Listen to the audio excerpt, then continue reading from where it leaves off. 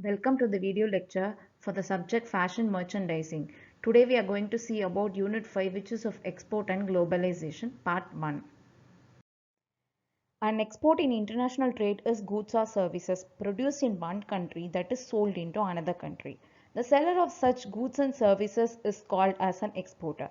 The foreign buyer is an importer. The definition of an export is something that is shipped or brought to another country to be sold or traded. For example, garments are exported from India to another countries. There are two types of exporting: direct exporting and indirect exporting. Direct exporting. Direct exporting are the sale of goods to abroad consumers without involving middlemen. A firm itself undertakes selling its products overseas and is responsible for dealing with foreign firms directly.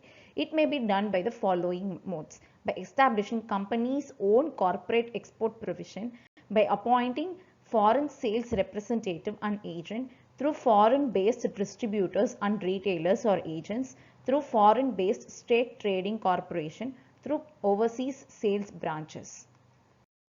Indirect exporting. Indirect exporting are the sales of goods to abroad through middlemen. It takes the helps of independent middlemen and sales intermediaries that takes the responsibility of sending the products to foreign countries. Some of the major types of intermediaries of indirect exporting are as follows: commission agents, domestic based export merchants or export trade companies, buying or purchasing agents, export management companies, cooperative organizations. There are two types of indirect exporting. Occasional exporting. Occasional exporting or passive exporting takes place when a company exports from time to time either on its own initiative or in response to unsolicited orders from abroad. Active exporting. Active exporting takes place when the companies make a commitment to expand its exports to a particular market. Trade procedures and documentations. In export, there is a need for preparing documents with respect to each and every activity that is carried out. The documents which are to be submitted by a C&F, that is cost and freight, to the customs authority for exporting goods are called export documents. With respect to the export procedures, there are various documents that are required. The main function of the commercial section is to prepare and maintain the documents for each and every activity involved in the export procedure. Importance of trade procedures and documentation. The following are the importance of the trade procedures and documentation: to deliver the shipment on time, to ship the correct goods, to ensure the quality of goods, to clear the export customs procedure, to describe the shipment and the contents in it, to indicate the ownership of goods, to facilitate smooth flow of goods across borders to the designated country, to avoid disputes with the importer, to ensure proper government procedures are followed, to avoid unlawful activities, to obtain payment from the buyer after completing all the formalities through his or her bank. Types of export documents. Export documents can be classified into two: commercial documents and regulatory documents. Commercial documents are further classified into principal document and auxiliary document. Regulatory document can be classified as government undertaken. Commercial documents. Commercial documents are used in export as required by the customs of trade for enabling physical transfer of goods, passing the title from the seller to the buyer, that is exporter to the importer. There are totally 16 commercial documents which are classified as 8 primary and 8 auxiliary. The primary documents are commercial invoice, packing list, bill of lading, that is airway bill, certificate of inspection, that is for quality control, certificate of origin, bill of exchange, combined transport document and shipment advice, insurance certificate. Commercial invoice. Commercial invoice are the demand note for payment issued by the exporter to the importer for the product shipped as per the sales contract. It has details related to the product, terms of payment, trade terms and costs. It is used for custom clearance, preparing other shipping documents, accounting purpose, negotiation of documents for collection of payment and to claim incentives. It helps the custom department to ascertain the true values of goods for levy of duties and taxes. It is the bill given by the exporter evidencing the sales of products. Contents in commercial invoice. The following are the contents mentioned in the commercial invoice.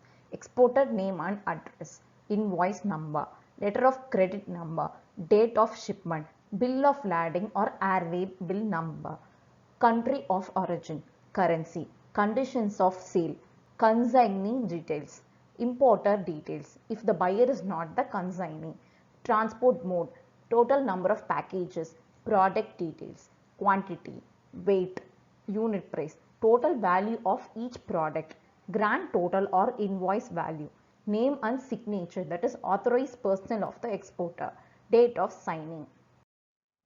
Packing list. It is the list with detailed packing information of goods being shipped. It is used by the shipper or forwarding agent to determine the total shipment weight, volume and item-wise list of the materials shipped to ascertain the right cargo is being shipped. It provides the fullest details of goods including packing information. The contents in the packing list are buyer details, shipping quantity, carton quantity, net weight, gross weight, description of the item being shipped, size-wise and color-wise particulars of the items shipped along with the total number of pieces. Bill of lading. It is a document issued by carrier of goods sent by sea and it acts as an evidence of contract between the shipper of goods and the carrier. Original bill of lading should be produced by the buyer as a proof of ownership for claiming the goods once it reaches his or her country. It is used for negotiation. Sent to the buyer through the bank for claiming the possession of goods after importing. The contents in the bill of lading are importer, exporter and cargo details, port of receipt, that is loading, discharge and destination, container number, marks, description of goods, weight and number of containers, freight details and charges collected for shipping. Airway bill. It is issued when goods are shipped by air. It serves as a receipt for delivery by the air carrier and states the conditions of carriage. Difference between bill of lading and airway bill are: bill of lading can be used for negotiating the payments with the buyer after delivery of goods and the person possessing the original bill of lading becomes the owner of the goods. That is buyer if he or she is mentioned as consignee in the bill of lading. Person holding airway bill do not hold the title for the goods and this cannot be used as negotiating document for payment. That is consignee not endorsed in airway bill. Certificate of inspection. It is also called as quality control certificate. It is a report issued by inspection agency designated by the buyer to inspect the shipment. Based on quality, quantity, packing, etc. as mentioned in the contract, the certificate of inspection will be prepared. It is used to approve the shipment on behalf of the buyer. Certificate of origin. It is a certificate stating the origin of the merchandise. There are two types of certificates, preferential certificate and non-preferential certificate. It helps the importer to get the quick delivery of goods from custom authorities. It is used to claim special concession based on the country from where the material is imported. It is a proof to the importer about the origin of goods.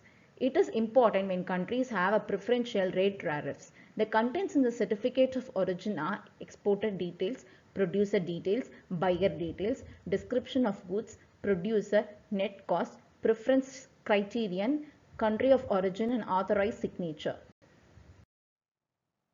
Bill of exchange. It is a negotiable document prepared by the seller addressed to the buyer. An unconditional order signed by the drawer directing a certain person to pay a certain sum of money only to the bearer of the instrument. It is also known as draft. Drawn on the issuing bank mostly. The contents in the bill of exchange are name and signature of the drawer, that is seller, name of the drawee, that is buyer, payee, that is buyer or the third party, specified sum, date of payment with authorized signature of the drawer. Combined transport document and shipment advice. Combined transport document is issued when goods are transported using more than one mode of transport.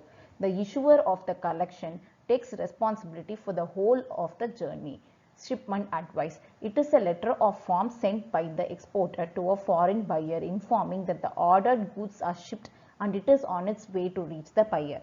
A copy of bill of lading, invoice and packing slip are attached with the shipment advice. Insurance certificate. It is an insurance document evidencing insurance has been taken out on the goods shipped. It gives full details of the insurance coverage. It certifies that the shipment has been insured under a given open policy and is to cover loss or damage to the cargo while in transit. The different types of insurance and policies are marine insurance, specific voyage policy, time policy, floating policy, open cover policy.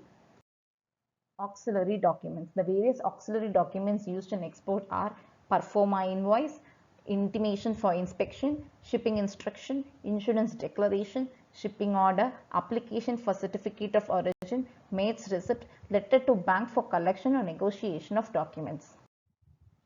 Regulatory documents. These are issued by different governments or agencies for trade export. These documents are associated with pre-shipment stage of the export. Gate Pass 1 and 2, ARE form, Bill of Export, Export Application, Receipt of Port Payment, Vehicle Ticket, Freight Payment Certificate, Exchange Control Declaration, Insurance Premium Payment Certificate. Assignment questions for part 1 is given here. Complete it as soon as possible and upload it in the Google Classroom. Thank you.